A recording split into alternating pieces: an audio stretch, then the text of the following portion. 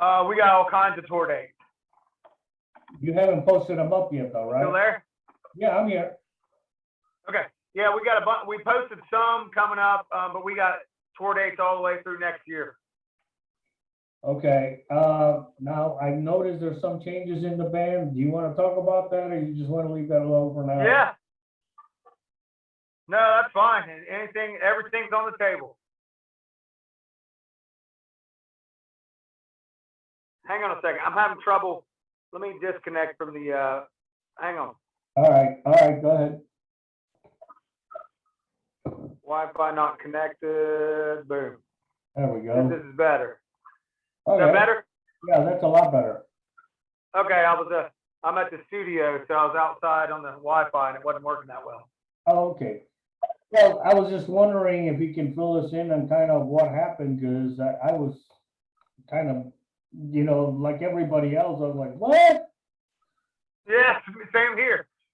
So, my brother's daughter turned 14, and he was like, I'm tired of missing, piano recitals and volleyball games, and he just wanted to be home more. And we could see that change in him coming. More and more throughout the years, the older his daughter got, he just wanted to be a dad. And as devastating as it was to us as a band, we respected his decision. And then we decided the remaining four of us didn't want to stop. This is what we do. This is in our blood. This is who we are. So we decided to change the name because we didn't feel it was right to continue as Bobaflex without Sean. And we wanted to do something new. So when we started to do the new thing, it was scary at first, and then it started to become exciting and fresh and cool, and that's where we're at. So far, so good. People are digging it, and there's some people that are upset that the band broke up, but that's life. Shit happens. Sometimes you can control it, sometimes you can't. But we made the best of it, and we feel like we're on a different path, and like I said, it's exciting. Well, I'm gonna take a shot for you guys, man. Congrats. All right, I'm gonna take a Diet Coke shot. Diet Coke? What the hell? Trying to do things different these days. Well, back when I first started, you guys were really one of the very first bands that I interviewed that, in my eyes were, pretty big. Not that you weren't popular, you know what I'm saying? But to me, it was just an honor. And I think I remember once I started talking to you, you said, can I smoke some weed while we do this? And I was like, you can do whatever the hell you want to do. Which I thought that was kind of odd because, I just never heard that before. But what do you guys got planned for now? I mean, what got new music, new material, new videos? Yeah, we just come off our last single, Change the Station, which is doing really well. Radio picked it up, Spotify took off with it pretty well. We're in the studio right now. I'm outside the car because it's really noisy in there. Studio today and Monday and Tuesday, working on some new singles that are ready to go, working out some video stuff. Just going to keep releasing singles. In 2021, releasing a full album just seems a little, not that it's, it just doesn't seem like quite correct for the position that we're in because, we're not able to tour until August. So to keep our, our name fresh and in people's, in people's stratosphere, we're just going to release singles every 3 to 4 weeks and give you guys something new every couple of weeks to digest. And until we got 17 songs that are finished. So we have an album. We have almost 2 albums. But it just seems like in this climate, in this day and age, it's more of a singles kind of thing. Once you release a record, where do you go from there? You go tour, and we can't tour yet. So we've had to change the system up a little bit. Now, you're up in West Virginia, correct? We're in Columbus, Ohio now. Oh, you're in Columbus, Ohio now. Okay, because yeah, I was born and raised. I was born and raised in West Virginia. Tommy and I. Jimmy's from Washington State, and Jake is from Newark, Ohio. But we're all in Columbus, Ohio now. We're big city boys now. I think I was when I was hitting the road, which actually I bought an RV to take Real Rock Radio on the road. And I was gonna talk to Michael and, ask you guys if it'd be cool if I can document, 2 or 3 dates and just follow you guys around, if you guys would be okay with that. Absolutely. Because, not doing not just doing the podcast radio, I also like doing documentaries. And, since I've known you and Michael for so many years, man, through the early days, that I think it'd be kind of cool to kind of document and just show people what it's about, because you don't have that nowadays. You know what I'm saying? I agree. I agree. I always thought it was cool. That's what I used to do. When I was a kid, I'd get any band documentary. That's all I watch on Netflix is documentaries. It's like, so I think it's super cool. I mean, the Foo Fighters documentary, I remember having Kiss, what was it called? Kiss Exposed. I had Kiss Exposed. I had Motley Crue Uncensored. I had all those VHS tapes. So I always thought that was cool. So I'll definitely be in on it. Yeah, I'll talk through management, I guess, and, get their finals on it and everything. But one of the things that I wanted to say was, first of all, when we had talked, years ago, you guys did an amazing job on The Sound of Silence. I mean, thank you. Hey, that is, I never really agreed with Disturbed the way they did theirs, but that's just me as a fan.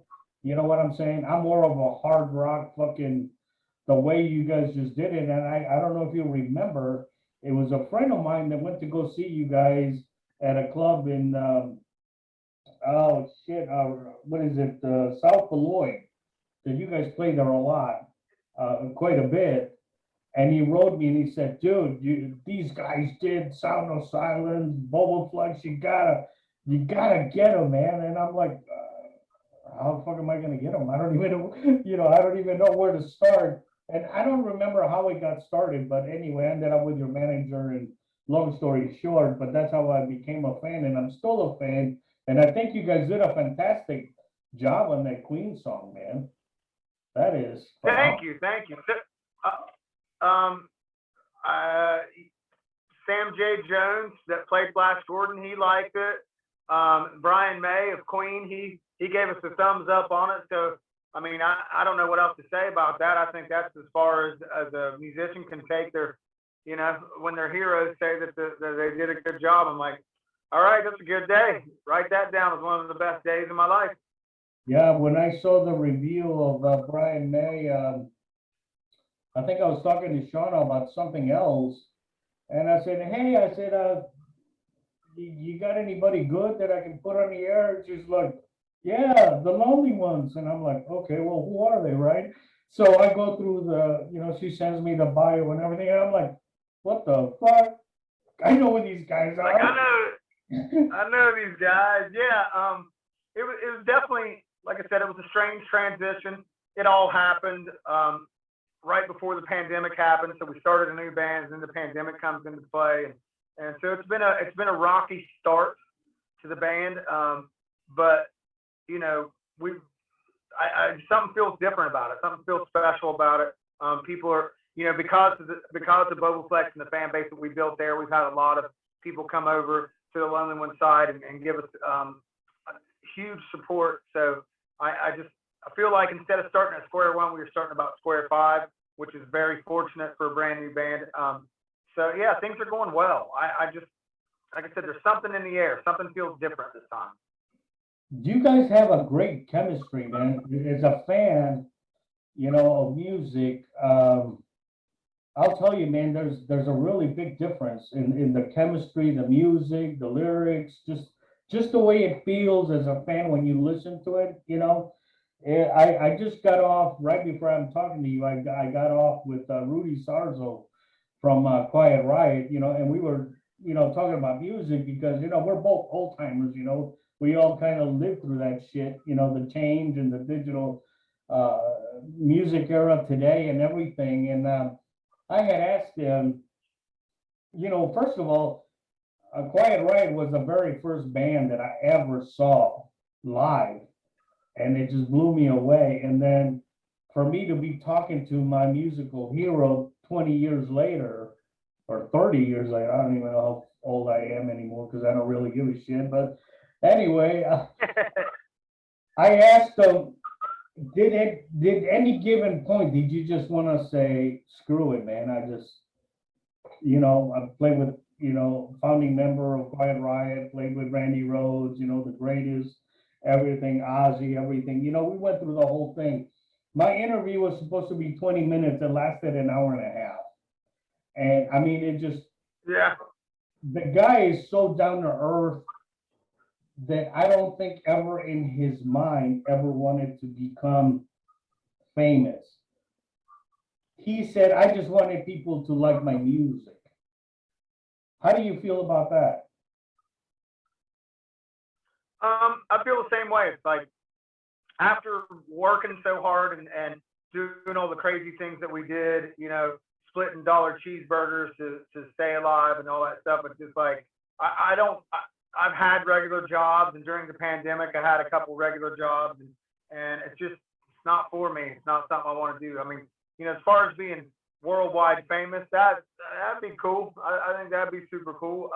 But I like being able to make a living and play music and have, that's my purpose. You know what I mean? It's like on days off, I feel like I don't have a purpose. I don't have any other hobbies.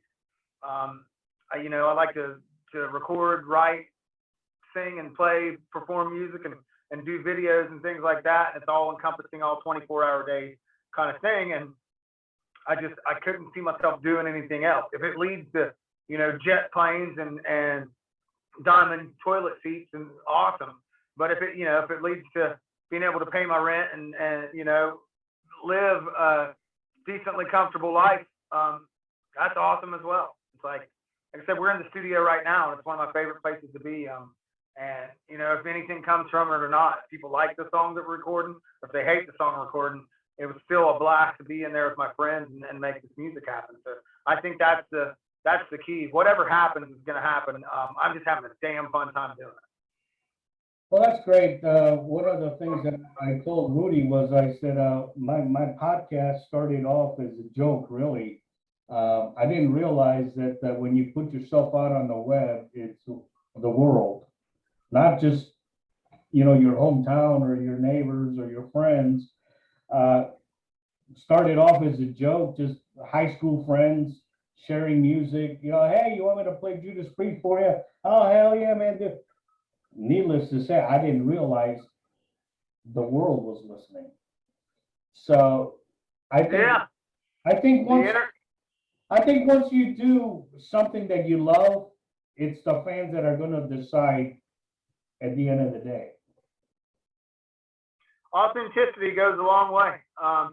That's the thing. It's like when you put music out, it's like you let go of it, and it's up to the people to decide whether it's good or not.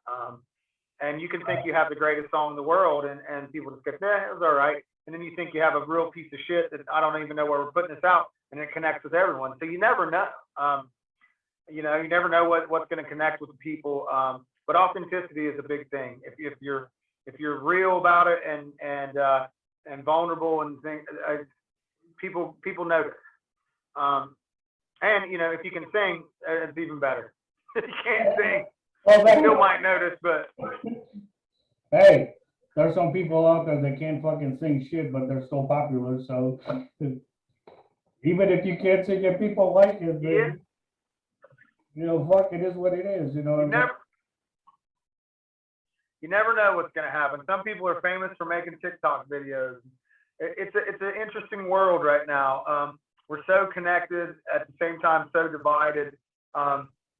Someone said it the other day. I thought it was Stephen Nathan, who's the guy at our main man at our record label. He said, there's going to be people that are hugely famous in their section of the world, or in their section of social media, where a whole other huge population has no idea who they are. So, everybody's more connected, but at the same time, people are getting famous in the rock world that people in the pop world have no idea who they are, or vice versa. So we've become, all this access to everything has caused us to our groups to get smaller.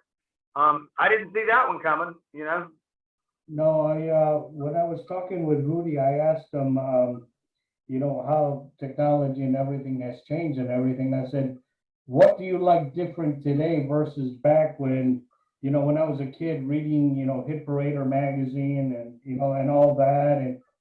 And I said, but you have to understand something. I said, as a fan, we were led to believe that whatever the article said is what you said. And he said, the reason why I'm doing this with you is because we were misquoted for so many years in writing because the writer wanted to make the story more appealing. Yeah. So he's like, now he's like, I'm talking to you when and you're gonna put it out. And he says, and I hope that you don't edit it or you don't do anything. He says, but back in the day, if I said one thing, it was written a different way. So he's like, the way I look at it today, and I say, well, first of all, if you were to ask me 20 years ago, can I get Rudy Sarzo on my radio show? Well, everybody laughed at me, of course, that's what friends do. Shut the fuck up. You don't know what the fuck you're talking about. He's never gonna give you the time of day. But when I got his email and I wrote him and I said, I'd like to do this, that, blah, blah, blah. I don't make no money. I donate all my money to different foundations. I said, I don't care about it. I said, I just want to send out a good message. And he wrote me back. And when he wrote me back, I was like, what? Seriously? Yeah. But Yeah, I mean, that's go ahead. I've heard nothing but good things about him. And that's the wild thing. It's like with podcasts and things, it's like there's nuance. You can, instead of fantastical headlines taken out of context, with, podcasts, you can talk for 20, 30 minutes and there's nuance in the things that you say and in your conversations, and you get a real feel of who the person actually is. And it's not black and white like everyone says, but there's that conversation, which I enjoy quite a bit. Well, thank you. I'm not sure how much time you have off from the studio. I don't want to take you away from it, man, but I appreciate it, always taking the time to, make it less than 10 years though, bro. I mean, come on. Absolutely, man. I saw your name come up in the interview. I was like, oh shit, I ain't talked to him forever, man. So it's always good to see your face and hear your voice, man. Well, some women might not agree with my face, but the voices definitely works because I get a lot of compliments for that. Oh, baby, I love your voice. And I'm like, well, if you would see my face, you wouldn't love my voice. But anyway. That's not true. That's not true. Looking good, man. Well, thank you so much, man. When is your next big project coming up that we can, well, I know with, Sunflower Dead, you guys are going out on the road. So maybe once I get the dates and everything, we can meet up and, we can do something, in one of the venues, if it's okay with you guys. You guys can. Absolutely. Because I love Absolutely, man. I'm looking forward to it. Just get a hold of Shauna and we're back in business, bro. I'm bringing you Jägermeister, remember? I'm trying not to drink these days, but I might make a special occasion. Okay, well, I don't want to bring it if you're trying to keep it cool, but I remember the last time girl, I missed you guys, and I was supposed to bring you a bottle of Jägermeister. So. Yeah, well, I mean, I'd rather have it than not. All right, man. All right, man. Peace out. Good luck. Keep doing what you're doing, man. And thank you so much for your support. Thank you. We'll see you. Thank you for your support, man. It means a lot. I'll talk to you soon. Later, brother. Later.